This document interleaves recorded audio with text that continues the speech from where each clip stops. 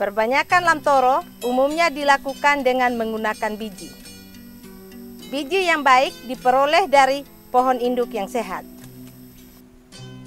Untuk mendapatkan pohon lamtoro yang baik, diperlukan proses pembibitan yang tepat. Bagaimanakah proses pembibitan lamtoro yang baik?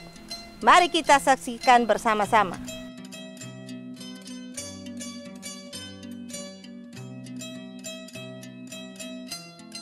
Panen biji lamtoro dapat dilakukan setelah buah polong berwarna kuning kecoklatan dan terbebas dari serangan hama. Biji kemudian dikeluarkan dari buah polong yang sudah dipanen dan dijemur sampai kering.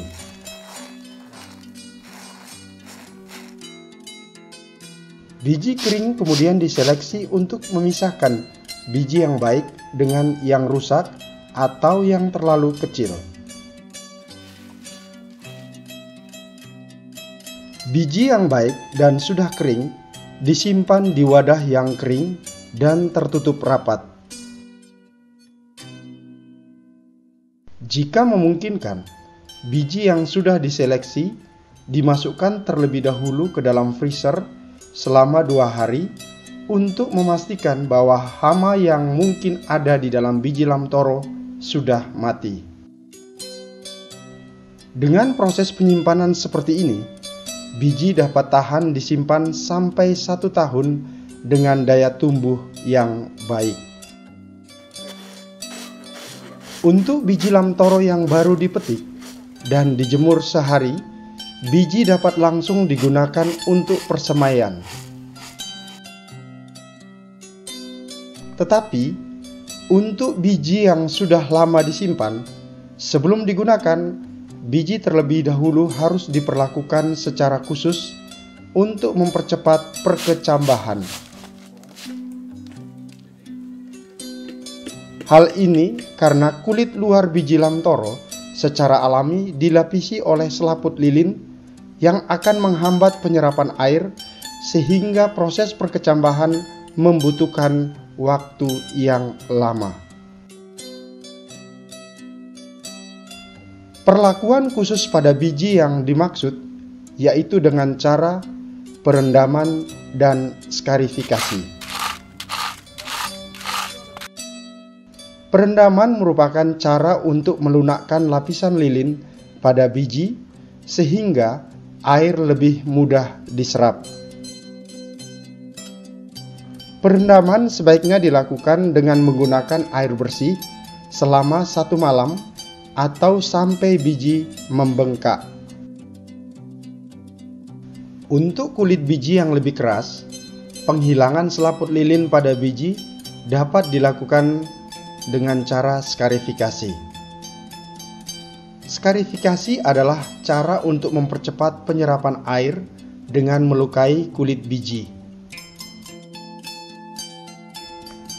Proses pelukaan biji ini dapat dilakukan dengan menggunakan kotak amplas. Dengan perlakuan biji secara khusus ini akan menghasilkan tingkat perkecambahan yang seragam.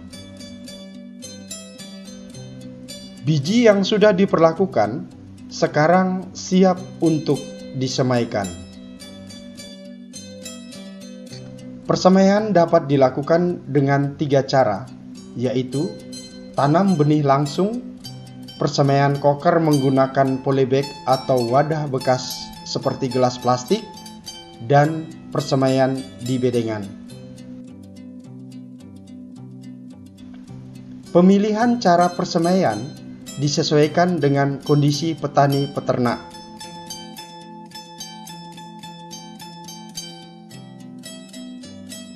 Pada tanam benih langsung, tanah ditugal dengan kedalaman 2 hingga 3 cm.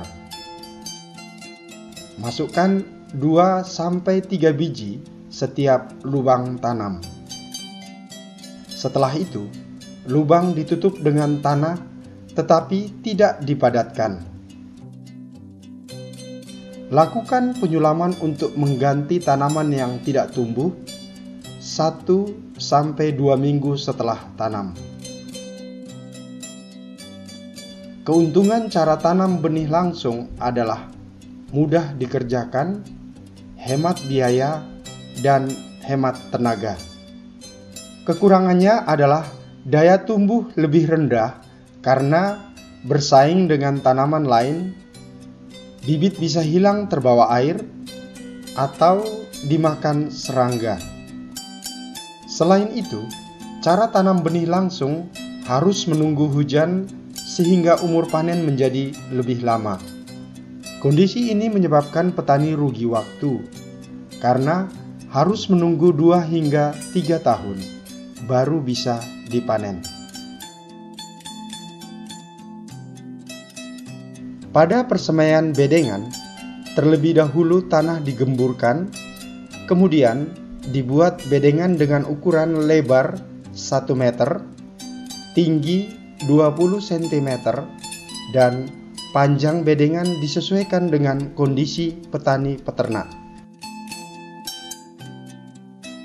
Buat garitan di atas bedengan menggunakan kayu atau jari dengan kedalaman 1-2 cm dengan jarak antar garitan sekitar 5 cm.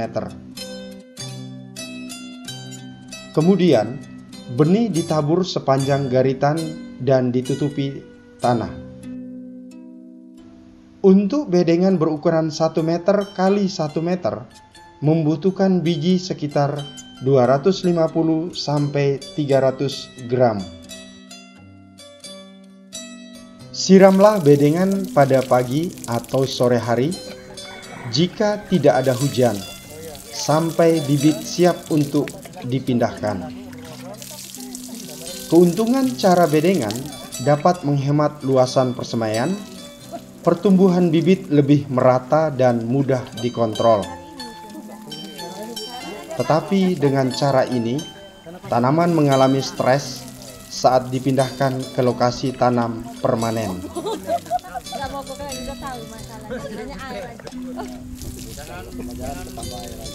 Pada persemaian koker, tanah dimasukkan ke dalam polybag atau wadah plastik bekas sebanyak 3/4 dari volume.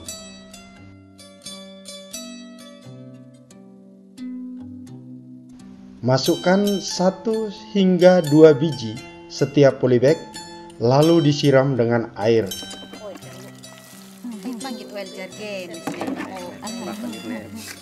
Penyiraman dilakukan setiap hari jika tidak ada hujan sampai bibit siap untuk dipindahkan.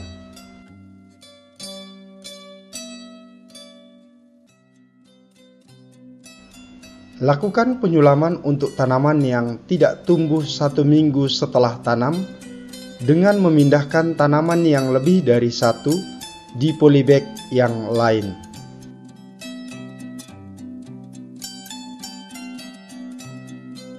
Keuntungan persemaian dengan koker antara lain, anakan lebih cepat tumbuh karena tidak ada persaingan dengan tanaman lain dan tidak mengalami stres pada saat pemindahan.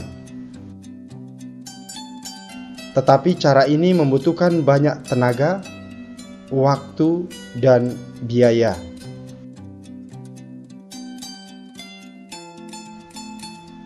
Pemindahan dari tempat persemaian dapat dilakukan 8 minggu setelah tanam atau setelah tingginya mencapai minimal 30 cm.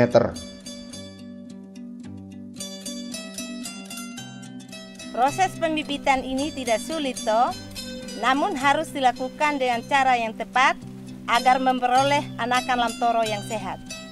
Selamat mencoba.